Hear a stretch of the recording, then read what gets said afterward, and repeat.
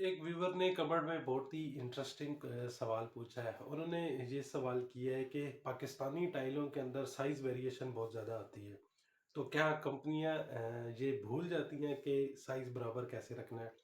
सवाल बहुत ही दिलचस्प है और मैं समझता हूँ कि इसका जवाब जो है वो वैसे तो मैंने व्यूवर को कमेंट में भी जवाब दिया है, लेकिन इसके ऊपर एक पूरी वीडियो बनती है कि जो हमारी पाकिस्तानी टाइल्स हैं या कोई भी टाइल है, उनमें साइज़ वेरिएशन क्यों आ जाता है और साइज़ में बराबर क्यों नहीं होती।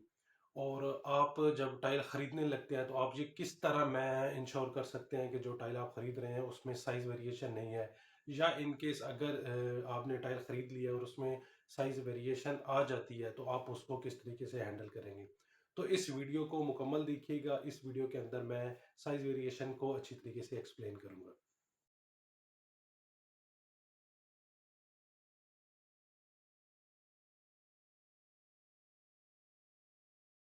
अस्सलाम वालेकुम, मैं हूं हसीब गुल और आप देख रहे हैं Awan tiles YouTube channel. Tile बनने के प्रोसेस को मैं पहले भी कई दफ़ा एक्सप्लेन कर चुका हूं। डिफरेंट रॉ मटेरियल्स को पाउडर की फॉर्म में लेकर फिर डाई की मदद से टाइल का बिस्किट बनाया जाता है और इसके बाद ग्लेजिंग और प्रिंटिंग का प्रोसेस मुकम्मल करके इसको टाइल के बिस्किट को किलन या भट्टी के अंदर पकाया जाता है और ड्राई किया जाता है। किलन या भट्टी का टेम्परेचर बहुत ज़्यादा होता है। ये तकरीबन 1800 फ़ारेनहाइट से लेकर 2400 फ़ारेनहाइट तक हो सकता है और इस एक ख़ास टाइम या ख़ास दौरानिए के लिए टाइल के जो बिस्किट होता है इसको भट्टी के अंदर रखा जाता है। जैसा कि आपको मालूम है कि गर्मी के अंदर चीज़ें जो है वो फैलती हैं, तो सेम इसी तरह जब टाइल के बिस्किट को किलन या भट्टी के अंदर रखा जाता है तो टाइल का जो बिस्किट है वो भी, उसका भी जो किनारे हैं वो आहिस्ता आहिस्ता फैलना शुरू हो जाते हैं। और इस चीज़ को मैंने पहले भी एक वीडियो के अंदर एक्सप्लेन किया था। जो राउंड एज और लेज़र कट टाइल के बारे में मैंने बताई थी। उस वीडियो का लिंक मैं डिस्क्रिप्शन में दे दूंगा, आप वो देख लीजिएगा। तो जब टाइल के किनारे गर्माइश की वजह से, ज़्यादा टेम्परेचर की वजह से फैल जाते हैं, तो उससे जो टाइल है उसके किनारे जो है वो राउंड हो जाते हैं।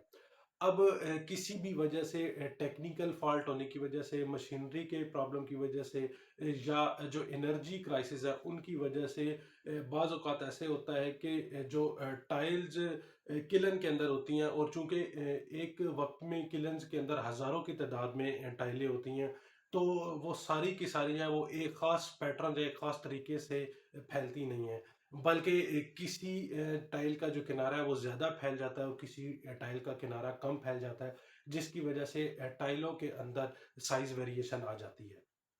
उम्मीद है कि यहाँ तक आपको ये मालूम हो चुका होगा कि जो साइज़ वेरिएशन आती है वो किस वजह से आती है। अब यहाँ पर ये सवाल आता है कि जो साइज़ वेरिएशन का मसला आता है, कंपनीज़ इसको किस तरीके से हल करती हैं। तो इसका 2 तरीके होते हैं। नंबर 1 ये कि जिन टाइलों के अंदर ज़्यादा साइज़ वेरिएशन आती है, कंपनी उनको बी ग्रेड या सी ग्रेड के अंदर डाल देती है, या इसके अलावा कंपनीज़ एक रेक्टिफिकेशन का प्रोसेस करती है। उस प्रोसेस के अंदर शार्प कटर के ज़रिए टाइल्स के किनारों को रेक्टिफाइड या बिल्कुल सीधा काट दिया जाता है, बराबर कर लिया जाता है।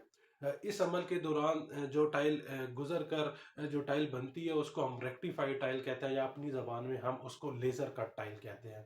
तो जब टाइल लेज़र कट बन जाती है तो उसमें साइज़ वेरिएशन काफ़ी हद तक ख़त्म हो जाती है। ये तो मालूम हो गया कि जो टाइल है उसके अंदर साइज़ वेरिएशन क्यों आती है। तो अब यहाँ पर ये सवाल है कि आप ये किस तरीके से ये इंश्योर कर सकते हैं कि आप जो टाइल खरीद रहे हैं उसके अंदर साइज़ वेरिएशन का मसला ना हो। तो सबसे पहले तो आपने ये कोशिश करनी है कि आप हमेशा ए ग्रेड की टाइल लें, क्योंकि जो भी टाइल ए ग्रेड की होगी उसमें तकरीबन जो साइज़ वेरिएशन है वो ना होने के बराबर होगी। लेकिन इसके अलावा आप जो दूसरा हल है वो ये है कि आप कोशिश करें कि हमेशा जो रेक्टिफाइड टाइल या लेज़र कट टाइल है वो परचेज करें, क्योंकि जैसे कि मैंने पहले बताया कि साइज़ वेरिएशन का जो मसला आता है उसको कंपनियां लेज़र कट टाइल बनाकर उसका जो साइज़ वेरिएशन का मसला है वो काफ़ी हद तक दूर कर देती हैं। तो जब आप लेज़र कट टाइल लेंगे तो तकरीबन 99.9% ये चांसेस हैं कि जो आपकी टाइल के अंदर साइज़ वेरिएशन का मसला नहीं आएगा। अब एक और सवाल ये कि इन केस कि आपने टाइल परचेज कर ली है और अब आप ये किस तरीके से इंश्योर कर सकते हैं कि टाइल के अंदर अगर तो साइज वेरिएशन है तो उसको किस तरीके से मैनेज करना है। تو उसका मैं हमेशा अपने कस्टमर्स को कहता हूँ कि जब भी आप टाइल परचेज़ करें, तो टाइल को लगाने से पहले पहले आप मिस्त्री को ये कहें कि जो भी कॉटन वो ओपन करे, उसके अंदर से सारी टाइल्स निकालें और उसको फर्श के ऊपर अच्छे तरीके से बिल्कुल लेवल में सीधे तरीके से रख लें। इस उसका सबसे बड़ा फ़ायदा तो ये होगा कि एक तो आपको शेड का कलर का फ़र्क का मालूम हो जाएगा, और नंबर 2 आपको ये मालूम हो जाएगा कि कौन-सी टाइल ठीक है और कौन-सी टाइल गलत है। आप जो भी टाइल खराब होगी उसको साइड पे कर सकते हैं, उसको बाद में कटिंग में यूज़ कर सकते हैं, या आप शॉपकीपर से बात करके उस टाइल को आप वापस रिटर्न कर सकते हैं। और अगर आप रिटर्न नहीं भी करते तो वो टाइल यकीनन आपकी किसी भी कटिंग में या किसी ऐसे एरिया के अंदर इस्तेमाल हो जाएगी जहाँ पर इतना ज़्यादा फ़ील नहीं होता। और साइज़ वेरिएशन के मसले को हल करने का एक दूसरा तरीका ये है कि जब भी आप टाइल लगाएँ तो आप थोड़ी ज़्यादा स्पेस, थोड़ा-सा ज़्यादा गैप देकर लगाएँ। उससे ये होगा कि टाइल अगर कहीं से भी टाइल का साइज़ में फ़र्क आएगा तो वो गैप के अंदर कवर हो जाएगी, और उससे टाइल देखने में इतनी ज़्यादा बुरी नहीं लगेगी।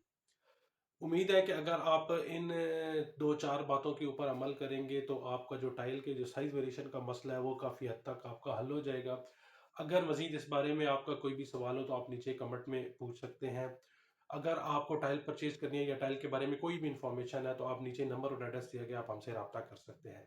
इस चैनल का मकसद कंस्ट्रक्शन और कंस्ट्रक्शन से जुड़ी हुई हर मालूमात आप तक पहुँचानी है। अगर आप चाहते हैं कि ये मालूमात आपको मिलती रहें तो इस चैनल को सब्सक्राइब भी कर लीजिए और बेल आइकन को प्रेस कर लीजिए, ताकि आने वाली हर वीडियो की नोटिफिकेशन आपको मिलती रहे। शुक्रिया।